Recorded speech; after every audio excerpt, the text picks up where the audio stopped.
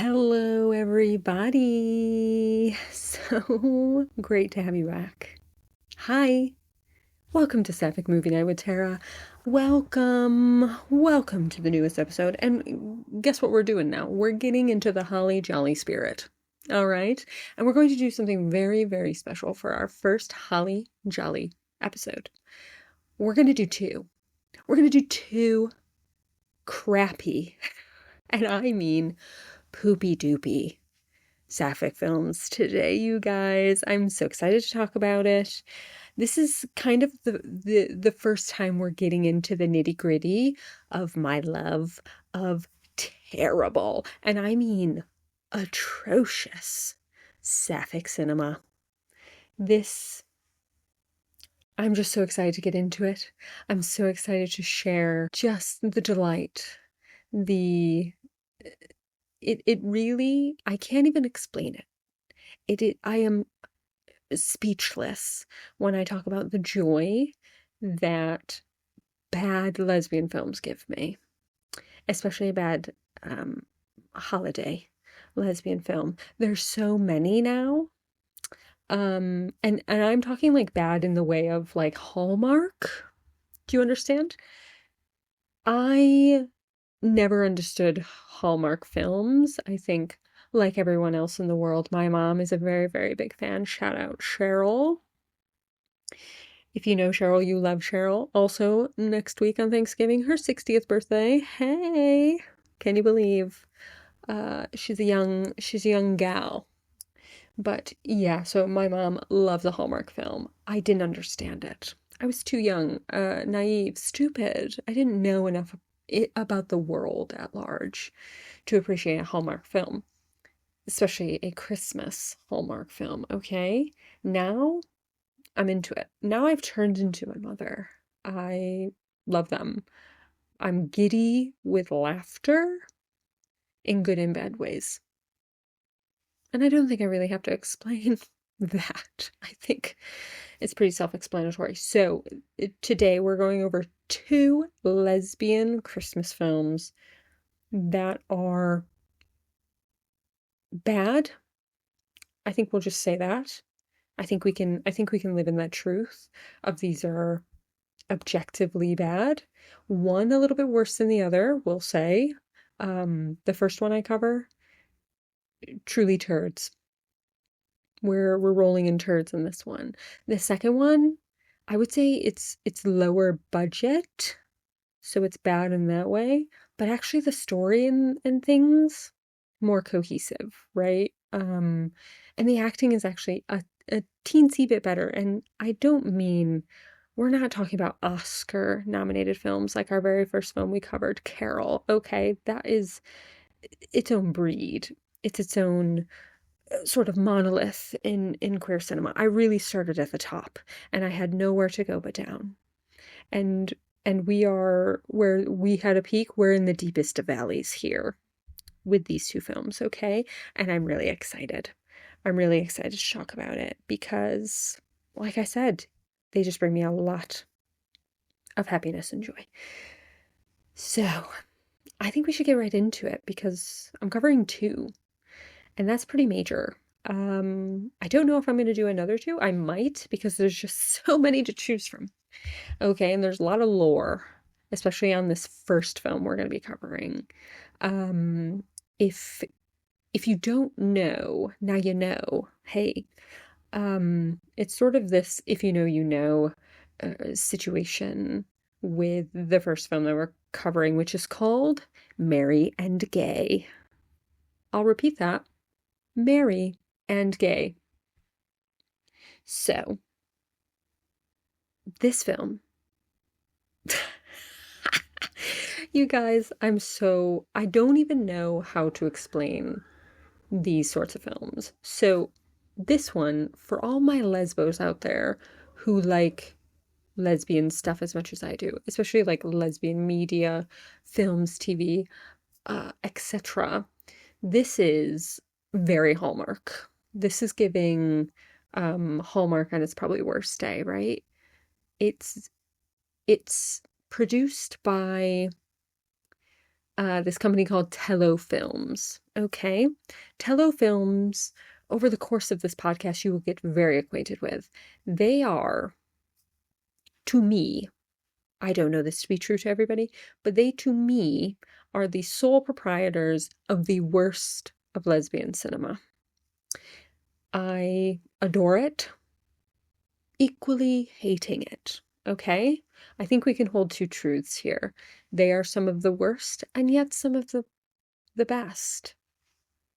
We don't have a lot to choose from, right? Beggars can't be choosers. Do you know what I mean? So, Tello Films is run by this woman named Kristen Baker. She, I think, writes and directs all of the films, question mark, a majority of the films. I know she's definitely a director of a lot of them, but I'm pretty sure she be writing them too. And I will say, Kristen is a white queer woman from Nashville, Tennessee. And I think that's really apparent when you watch this film. I think it's very, very apparent because it's just the caucasity. I think she has the caucasity. TM. She really thinks she's doing something, it seems, with these films that she is producing, shooting, writing, and releasing on her own platform. There's literally an app called Tello where you can watch these films. So they have an enterprise. This is Tyler Perry-esque, okay? What Tyler Perry has done for the Black community, Kristen is trying to do for the gay community. And, you know, I think I can throw tomatoes and also applaud the audacity, the caucasity of it. She's out there doing the thing. I don't know if she's doing the damn thing. She's doing the thing. And I tip my cap to you, Kristen. So we will probably cover, there are a lot of other queer films that she's done, especially holiday films. She did one, I believe, that's called Seasons of Love, which we might do the next time. There's another one, Christmas on the Ranch, and it's as bad as you think it will be.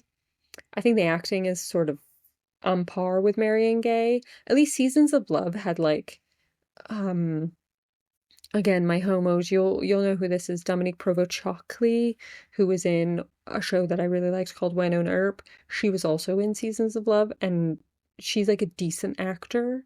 The writing was bad, so the film was bad, but she tried her very best. Well, they tried their very best. I believe they're non-binary, so apologies for the misgendering, but they tried their best.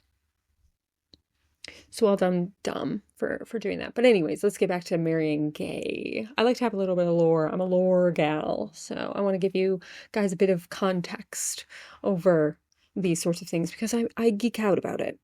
You know, I really like learning about the ins and outs of these things. I like the production of it. I like the music. I like all of it. So I'm getting in the weeds a little bit. So stay with me. So yes, this film, Marion Gay, came out in 2022. So this is fairly recent. Would you know it by the caliber of film? No, you wouldn't. But yes, came out in 2022. It is done by Kristen Baker. It is produced by Tello Films. It stars Dia Frampton as the main character of Becca. Now, Dia Frampton, you're probably thinking, where do I know that name? How do I know that name?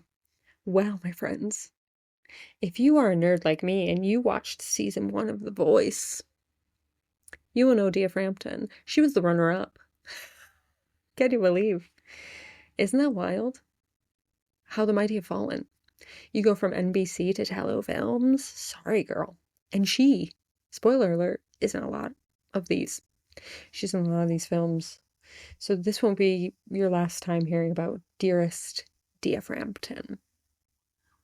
We have another character in this, played by Andy Renee Christensen, who is Sam. So essentially this film follows Becca and Sam, their two exes. Okay, that will make more sense as I talk about it.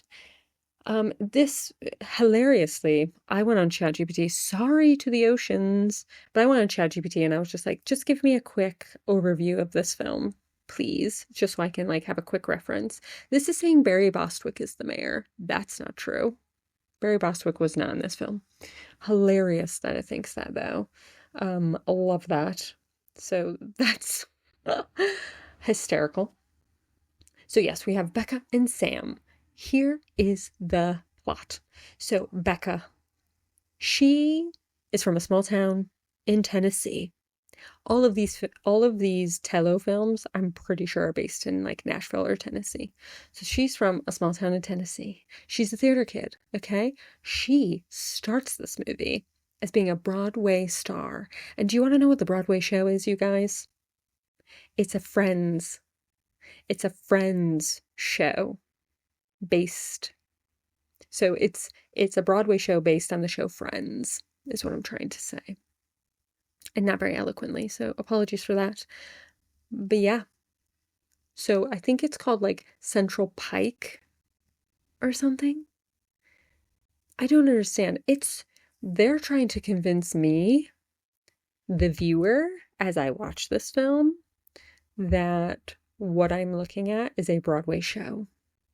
And what I know as a viewer, seeing the production value and seeing what I'm seeing with my very good eyes, is I'm in a high school gymnasium that has a stage, and I'm watching high school level production, a community theater. It would be Cander's Community Theater, okay? All you Candor folks, you know exactly what I'm talking about. You're imagining that auditorium we grew up with. That very small auditorium. That is what I'm looking at. And they're trying to convince me, they're trying to gaslight me into thinking this is Broadway. Give me a break. And break me off a piece of that Kit Kat bar. So anyway, we have Becca. She is a Broadway star. She has left the small town and she went to the big city. And she's got her name in the lights, okay? Then we move to small town Tennessee, where we find Sam. Sam is working in a bar, question mark. I don't know what Sam really does. And I will be honest, halfway through this movie, I did sort of check out. So I apologize. This isn't going to be a great kind of recap. I'm just going to tell you my feelings. I'm going to tell you how it made me feel when watching this. So Sam is your quintessential mask lesbian, okay? Short hair, working at a bar, wears flannel shirts often. Becca, girly girl, kind of. But it's definitely giving like the quintessential like mask feminine energy, these two. So Sam and Becca's mothers play a huge part in this film. Unexpected, I know. We didn't see that coming. I sure didn't, okay? We meet them, they're besties, and they're chatting. And of course, while they're, hanging out cooking or something, I don't really know what they're doing. They're in a kitchen, of course, because where else would middle-aged women be except for in a kitchen? Probably drinking wine. I imagine they were drinking wine. They're talking about their daughters, right? And talking about how they were sweethearts. And they just don't know where it went wrong because Becca went to the big city. Why couldn't they make it work? So these moms hatch a plan to meddle. They're going to meddle in their daughter's affairs. And Becca's mom goes, I've got a brilliant idea. I didn't tell you. Becca's coming home for a month, okay, during the holidays. She's going to be here for Christmas. So, you know what we're going to do? We're going to get these two gals back together. We're going to make it right. And it seems that everyone is obsessed with the fact that these two were high school sweethearts and that everybody wants them to be back together. Make that make sense. It seems a little weird to me. It seems a little weird to me because I was like, if my whole town was as involved in my love life as this whole town seems to be between these two gals, I'd be worried. If I go back to Candor, New York, And people are like, Tara, I didn't have a high school sweetheart, so that wouldn't really work for me. But if they were like, I know you and so, you really had something. You really had a spark between you two. I'd be like, what the hell are you talking about? Who are you? Random person in my town? At the bar? Question mark? So yeah, it's very odd the way these people are, but moms want to meddle.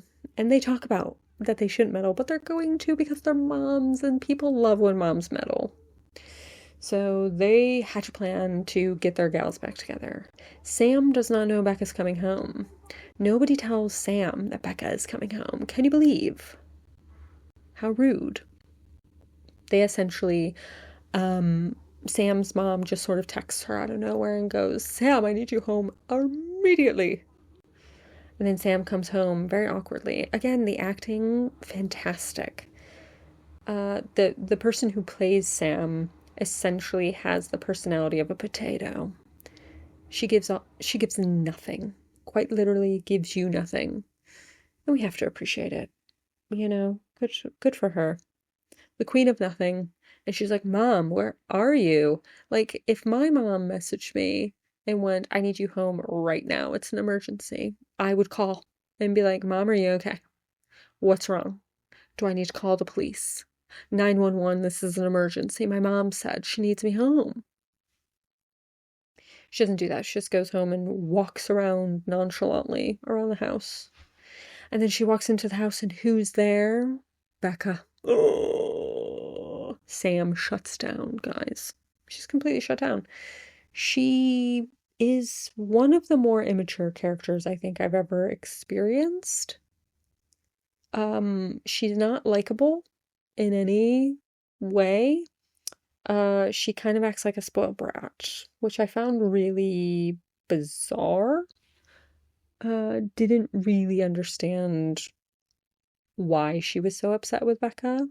It seemed like nobody ghosted the other.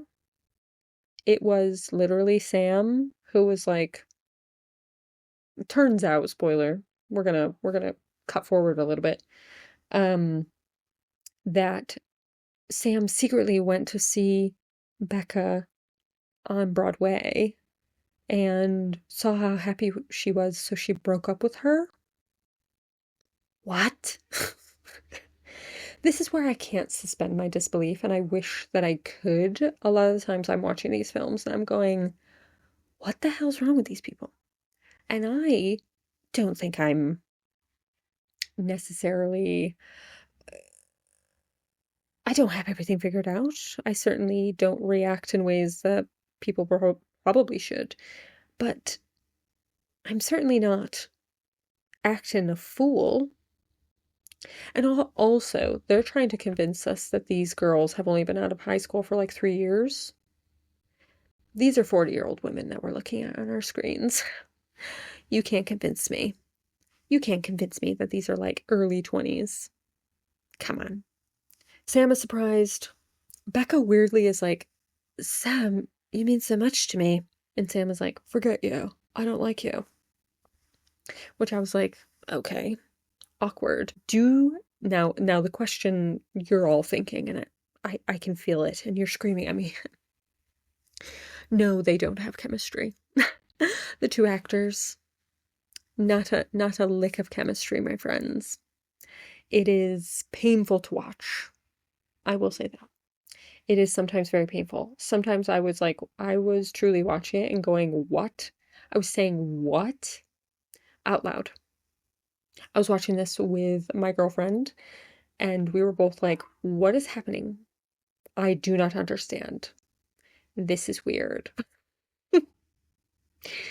And I'm trying to be more professional when doing this and trying to like take notes while I'm watching these films. And for the other film that I'm covering, I actually took like a decent amount of notes. But for this one, I started and I was like, what am I doing? All I'm saying in these notes is how bad it is. And I keep just repeating how awful this movie is and how much I love it. Guys, when I say it's awful, I am also saying at the same time, what a fun time I'm having. Do you understand?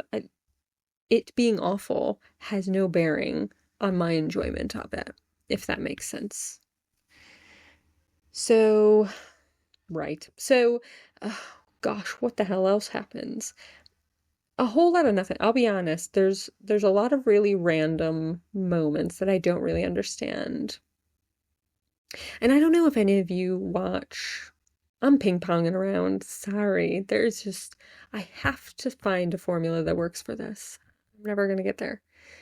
Uh, but I don't know if you've ever listened to How Did This Get Made? It's a podcast about terrible films that three like funny people watch. There's Paul Scheer, June Diane Raphael, and Jason Mantzoukas. They watch terrible films and they talk about these terrible films that they're watching and they're like, how did this get made? This is the queer version of that, right?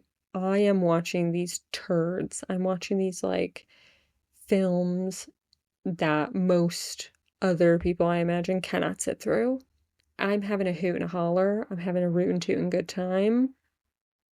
But I truly wonder what happened to make this film get made, because there were so many moments where I was laughing out loud, and not in a good way. I'm laughing at the film, not with it. This film is not a funny film, but I was laughing, laughing, laughing. There was one part, cracked my ass up, okay? Picture this. So Becca shows up at the bar that Sam works at. It's open mic. She decides, I'm going to perform. Randomly, without warning, there's a deaf person who is sitting with Becca. I don't know who this person is. She's never introduced. She's just sitting in the background. Okay. Then suddenly she's awkwardly standing to the side. This is a deaf actor. She does not speak. She's using sign language. And I was like, why is this awkward person just standing so close and like looking at people intently? Well, she's lip reading, obviously, right? Because no one else is signing for her. Randomly, Becca looks over to this person and goes, if I perform, will you sign with me? And she's signing to this woman. It's the only time anybody's signing to her. So how disrespectful to this woman that nobody's talking to her. Everybody's ignoring her except for this one little moment. Then we watch Becca, who's a singer in real life, go up and she sings Marian Gay, which she sings this song upwards of 3 or 4 times. I don't know why. It's not a good song, but this is perhaps maybe it's the only song they came up with for it, and it's the name of the movie, so they had to just keep singing the same part over and over and over, which, hey, go off, I guess, right? So she goes up, she's singing this song. The deaf woman is off to the side and she's signing along to the song. All I can think, and Abby brought this up, my girlfriend, she was like, if she can't hear, how is she signing? Aren't interpreters usually hearing people that are interpreting for the deaf person? Yes, that is usually how it works. Now, if I'm wrong, please let me know.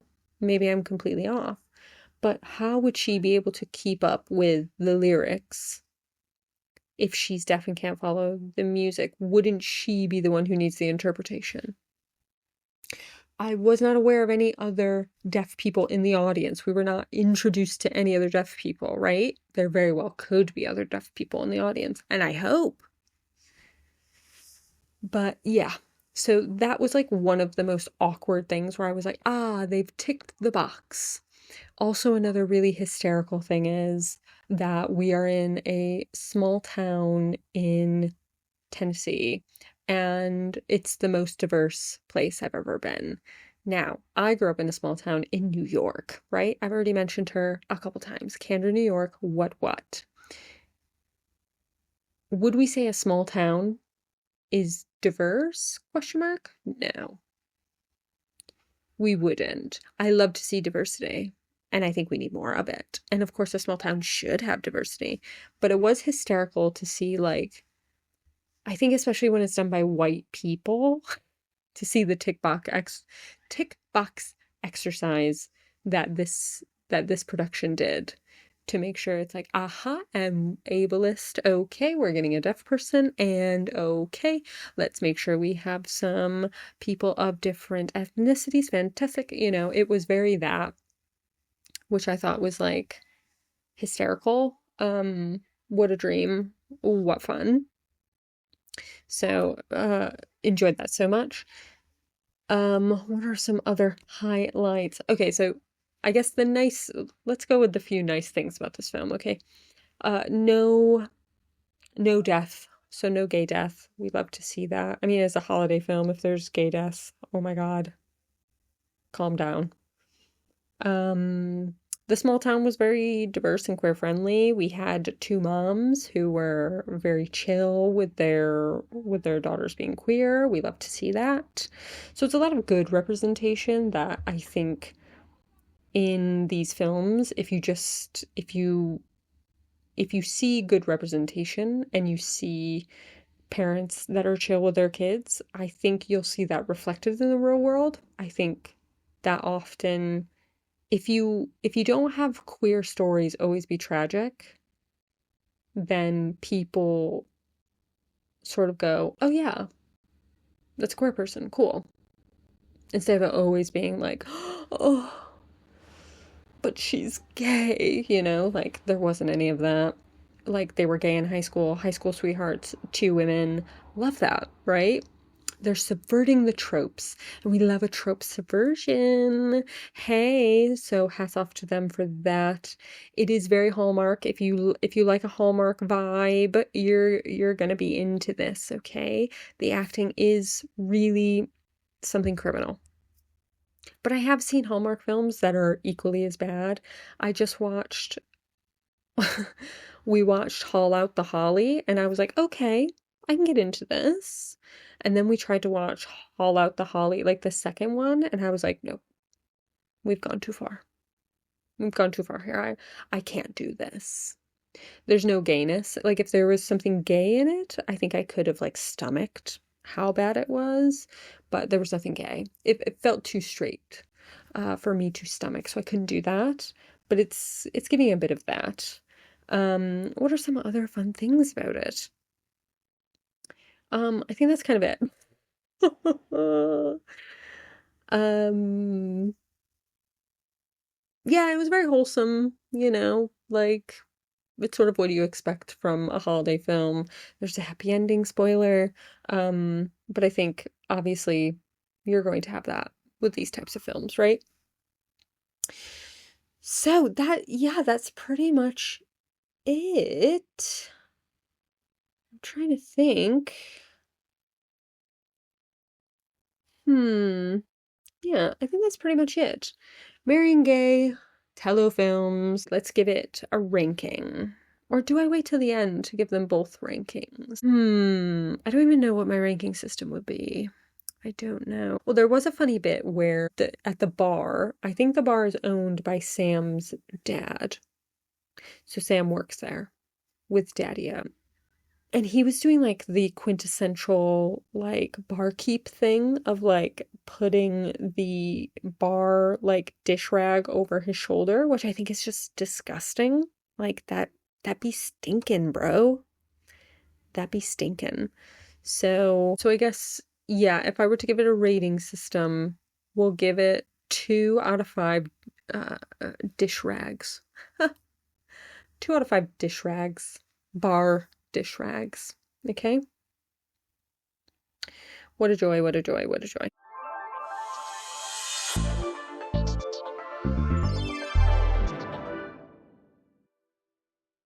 Okay. The next film. So we have Tello Films, right? The first one is done by Kristen Baker. Known for a certain type of film, low budget, all of that. This next film is almost equal to that, but maybe not on the same scale. So the next film I'm doing is Looking for Her. This was something I actually fairly enjoyed compared to the other one. The other one I was sort of shitting on the whole time and laughing. This one, like I had a few moments of like, like a bit of secondhand embarrassment, but I kind of dug it. It was so weird and silly and bad acting. It's all those things. But I had a bit of fun with it. I've seen this one before, so this was my second watch through, and I kind of dug it. I kind of dug it. Oh my God. Hold on. So, going back very, very quickly to Marion Gay, there is a woman in the town called Mikey, and they call her the town eccentric. Okay? The town eccentric. And she is trying to do world records of some kind, and she she is always wearing a strange cowboy hat, a very flashy, strange cowboy hat. I don't really understand that, but whatever. She's trying to juggle mouse traps. So I want you to hold on to that when you watch it, and just enjoy Mikey. She was a stellar character. I do tend to find like random characters in these films that really crack me up. And Mikey was in Marion Gay. That's who that was for me. And in Looking for Her, there's another character named Marge. And I'll get into Marge. She was, on the screen for maybe a total of 3 minutes. And I loved her to bits. She was my favorite. Okay. So, Looking for Her. This is like I said before, telefilms is like its own thing. This is a movie done by someone named Alexandra Swarens. Alexandra seems to be the queen of the lowest of budget Sapphic holiday films. She's got this one, Looking for Her, and then she has another one that came out called The Holiday Club, I think, and that came out last year. This one came out in 2021, so very COVID-esque. And literally these films kind of look like she is using a handheld DSLR or mirrorless camera of some kind, and she's shooting it on her own. She writes and directs these, and also stars in them, which I love. I love someone who's like, well, I'm gonna do it all. And she does. And in this film, in Looking for Her, she sort of plays one of the leads, but like not the lead. Like there's another character who's kind of lead. So here's what this movie is about. So we have two characters. We have Taylor and we have an Olive. Yes, Taylor and Olive. So Taylor, here's the synopsis that I found, okay? And this is not ChatGPT. This, I think, was IMDb. Taylor is headed home for the holidays and her family is finally ready to meet her girlfriend Jess. But Jess isn't her girlfriend anymore. Taylor holds open auditions for someone to play the part for the holidays. Oh my God, fake dating trope. Anybody ever like read those books, fake dating books? Love that. Those are some of my favorites. I like fake dating and I like enemies to lovers. Hello, enemies to lovers. That's my favorite. Or second chance. I do like a second chance. My friend Georgie, shout out Georgie. She has a book that will be coming out very soon on Kindle. That is a second chance love story. Wonderful book. I got to beta read it. It was fantastic. What an honor. So Georgie, a big shout out to you. Her book is coming out soon. And it's great, so get into it. So yeah, in this, Alexandra Swarens, who is the writer-director and star, she is playing Olive.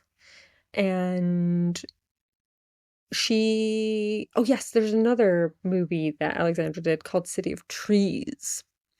And she also did a web series called The Fortnight. I really enjoyed The Fortnight. It was a little bit cringy and weird, but like I said, she knows how to write a story. I will say that. She might not be very good at dialogue. The dialogue is awkward and weird, but she's good at a story. She writes a good story. So it's compelling. So Alexandra plays Olive. Olive is classic type B. She's an actor. She is a barista. She is sleeping on someone's couch. She's that classic girl who's just figuring it out. She's also a dog walker. So, she's making that money where she can and going on auditions. And then we have the other actress who's playing Taylor is Olivia Buckle. I don't know much about old Olivia. I do think it's a missed opportunity that Olivia didn't play Olive. I'm just saying. Hello. It was right there in front of us. But she's playing Taylor, who is your classic type A. She runs an online magazine or online newspaper, I think. So like she's like an editor for that. She's always on her computer typing. Do we know what she's typing? No. We never actually see it. And she's always saying she's working. Nobody knows what she's working on. She's just typing away. I think she's just tip-tapping, and not actually doing anything. But she's like very high-strung. You can see like in the beginning she's carefully placing her food down for dinner and all of that kind of stuff. So like she's very like uptight. And then of course Olive, not uptight. Taylor, type A, Olive, type B. Okay. So some of my notes that I wrote on this, right, is the acting. Wowee, what a dream. Truly, the acting is fantastic. Just not as bad as Marion Gay, but not good, guys. Boy, oh boy, it's not good. It is not good. But you know what? We have fun watching, and we can appreciate it. We can appreciate how bad it is, Yes, so for the most part in this film, you're following Taylor. She is very uptight, like I said, and she recently went through a breakup. She has an ex called Jess. Jess shows up on the screen for about 2 seconds. Seems like a skis ball. But broke up with Taylor, even though Taylor is like really hardcore and like no nonsense. I don't know, toxic. It's giving toxic. But seemingly Taylor has not been home for the holidays in a long time, okay? Mom and Dad want her to come home. She hasn't been home in a long time, and they want to meet the ex. They want to meet what they think is the girlfriend, Jess, not knowing it's an ex. Taylor doesn't know what to do and just goes, yes, of course, you can totally meet Jess. And then she goes to her coworker, Marge. Now, I can talk about Marge, an elder lady. I want to say maybe late 50s. A dream. What a dream she is. I love this woman. She's hysterical. I love the fact that this older lady is an assistant to this young woman at an online magazine. That makes absolutely no sense to me. Why the hell would this woman be an assistant? Running around doing errands? What do you mean? But yes, she's Taylor's assistant. And I guess she helps Taylor sort of figure out what to do, because Taylor is like, well, I have to take someone home to my parents. I couldn't possibly show up empty-handed, because seemingly the parents weren't cool with Taylor being gay, right? They struggled with it. And this is the first time they're acknowledging it and saying, darling, we want to be a part of this. It's momentous. So she can't let them down by going by herself. So she goes, yes, of course I'll bring Jess. And then she's like, wait a tick, Marge. What am I supposed to do? Marge goes, girl, get on a dating app. Hire someone.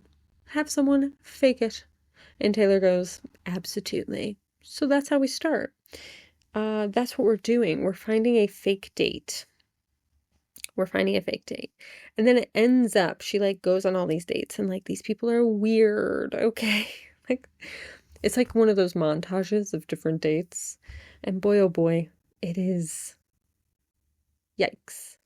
Also, one of my favorite bits was she was writing all of, like, she's on Tinder making dates, and then writing an Excel doc. Like she has an Excel sheet of all of the dates. And I was like, okay, now I'm not an Excel girly. Sorry. Sorry, not interested. Don't care about formulas. Had to do it for my university course. Hated every second of it, okay? It's not something I'm interested in doing.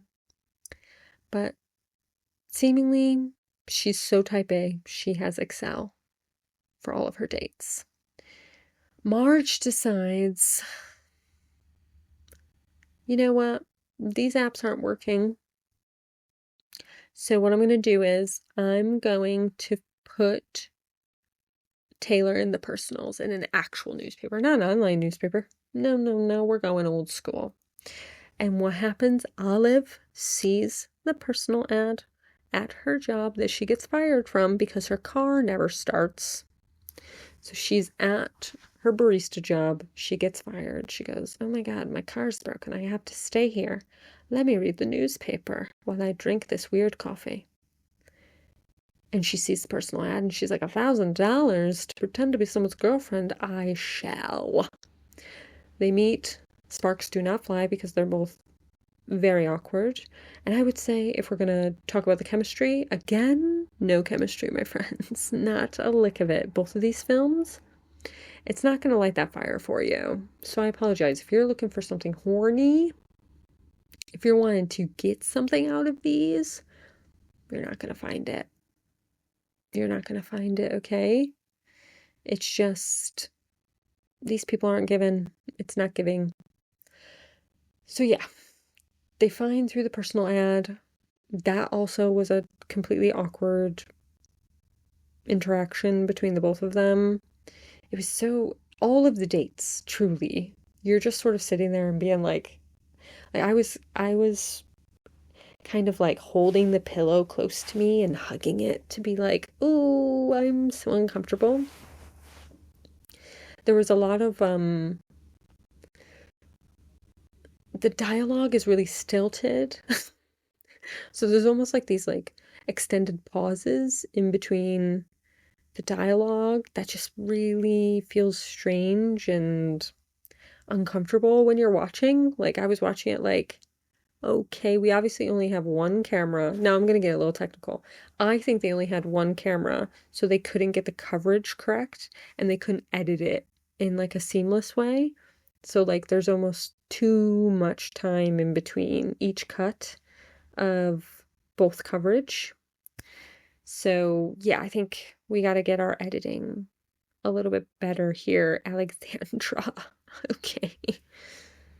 So we'll see. See, City of Trees, I think, was the first movie that she did. I'm gonna look it up. Hold, please. Oh, this also came out in 2022. I said 2021. I was wrong. All right, let's look up City of Trees. Oh, this is 2019. Yeah, so this is older. And I gotta say, better film. It's older and better. Anyway, we'll cover that. Maybe we'll do that one next time. Maybe we'll do another double feature with Tello and Alexandra. And we can see if we get any better. Christmas on the Ranch, perhaps? Anyway, yes, so it's very awkward dialogue. And yeah, so they end up being like, this is gonna work. Great. They drive hours, seemingly, to Taylor's parents. They get to Taylor's parents, and she's like, all right, you're pretending to be Jess. So Olive is like, hell yeah, I'm an actor. This is what I do. Let's do this. Within seconds of getting to the parents' house, they're underneath the mistletoe. Give me a break. Give me a friggin' break. Give me a friggin' break. That shit annoys me, guys. Also, you're uncomfortable with your daughter dating a woman, and then suddenly she comes in after years and you go, hey, make out. What? What? That was weird. And then, of course, Taylor's like, no, we're not doing this again. Secretly throws the mistletoe out the door. That kind of made me laugh. She's like, no. They're sleeping in the same room. But I thought It's sort of like, what is that? A trundle bed? Is that what it's called? When you have like that little slide out bed thing on the bottom. So they're sleeping separately. And it was giving, the proposal. I said it was very proposal coded. Ryan Reynolds on the floor energy. Another thing that I really noticed about this movie was Olive always be eaten. ABE. She is always eating. It kind of drove me nuts because it was really like stifling conversation. Like the dialogue kept getting stifled because she's taking a drink of something. She's eating some sort of food all the time. And I was like, what is happening? Why is this like a character choice where she's like, Olive just loves eating and she's just going to eat all the time?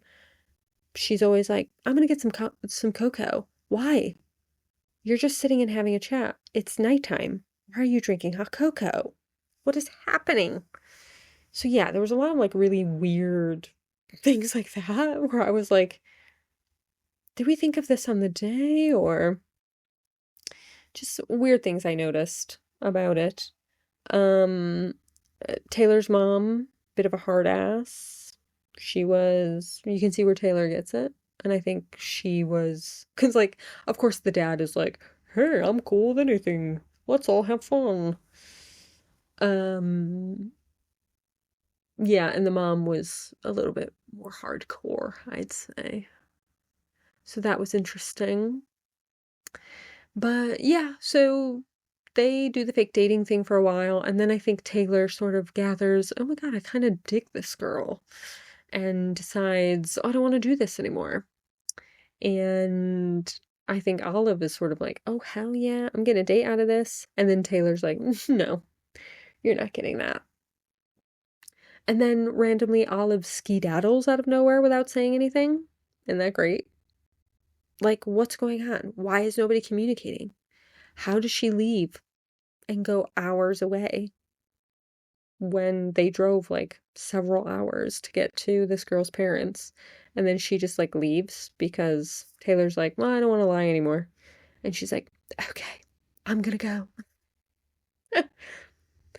Um, and then, come to find out, mom knew the whole time that it wasn't Jess, that they were lying. So I'm like, what the hell? Like, nobody's having conversation. I guess that's realistic, because when I think about like my family, we don't talk either. So I did quite enjoy this movie. Am I talking shit about it now? Yeah. Was it really awkward and strange in the fact that at one point Olive was like, let's get hot cocoa. And then Taylor goes, hold on a second, I've got an idea for this hot cocoa. Also, this is nighttime, everybody is sleeping. She goes and grabs marshmallows, randomly a stick in the living room for roasting marshmallows, question mark. And there's a fire going. Again, middle of the night, there's a fire going in the fireplace, and they roast marshmallows. I was like, okay, go off, I guess. Random. Like, it's just like really random moments that don't really make much sense in this film in particular. But I had fun watching it. I thought it was cute. I wished for more chemistry because I think both actors were so awkward that the chemistry was just not there, if I'm honest. But guess what? I enjoyed it. I did. I did enjoy it. It was fun. What would I rank this bad boy? What I should have done is done it in turds. For all the bad films, I should do them in turds. No, I sort of like having individual. Oh, there was another part where Olive microwaved a cup noodle. I was like, what the fuck is going on in here on this day? What is happening? Who microwaves a cup noodle? Yeah. Gross. Anyway, I'm sure a lot of people do it. I just think it's really gross. I'm like, isn't there like chemicals in that? You shouldn't be microwaving that cup noodle. Anyway, so what are we gonna rank this one? What are we gonna rank it? I think let's go with hot cocoa because, or maybe a chocolate croissant because that's all she fucking eats. She's just eating nonstop. Truly eating nonstop. It's always cocoa, always something sweet. We'll go with cocoa. Because I thought it was really, she had the audacity, the caucasity, much like Kristen Baker, to be like, hey, I'm gonna make some cocoa in your pretend girlfriend's parents' house. Comfortable? You feel very, very comfortable in this space. I thought that was nuts. I'm like, you couldn't catch me dead going into someone's kitchen and just being like, I'm gonna take some things. Thank you so much. No, couldn't be me. But I'm also terrified of kitchens. Hey, trauma. Anyway, so we're gonna give this 2.5 out of 5 hot cocos. Okay.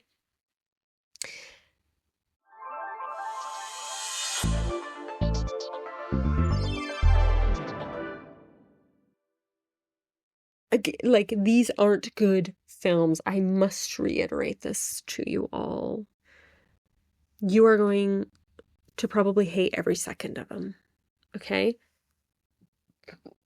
If you appreciate good cinema, these aren't your films.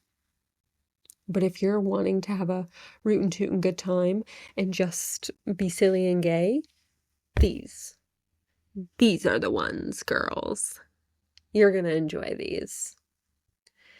So I'm very happy to do a double feature here. This is the first and certainly not the last. There are a lot of queer holiday films out there.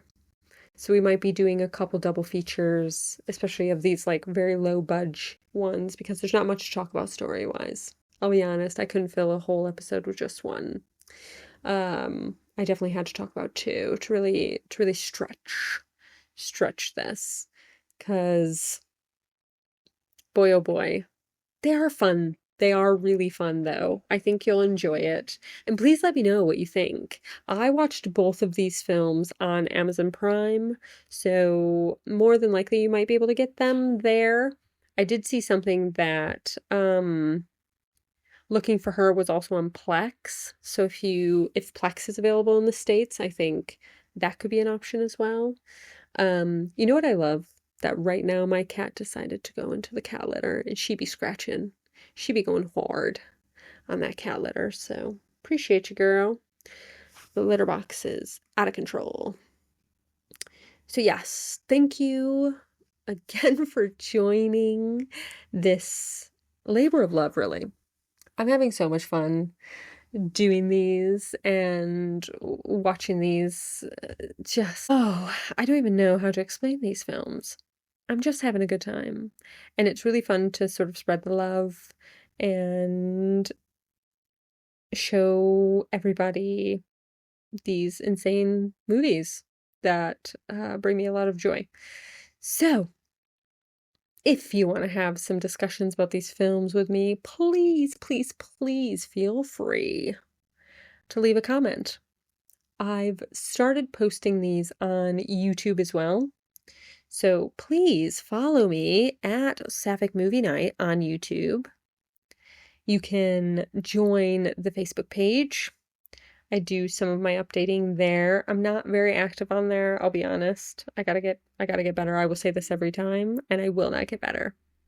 And we're just gonna have to deal with that.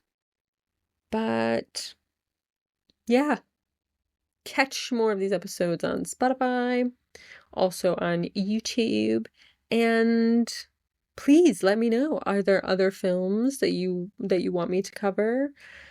Do you have thoughts, opinions? Did you hate these films? Did you love them? Did you love to hate them, much like me? I want to know. It's my love language is sharing these beautiful moments with you. So please share. Tell me what you think. All right, thank you so much, guys, and I will see you in 2 weeks with some more delicious, delightful, delectable, diabolical gay things. Bye.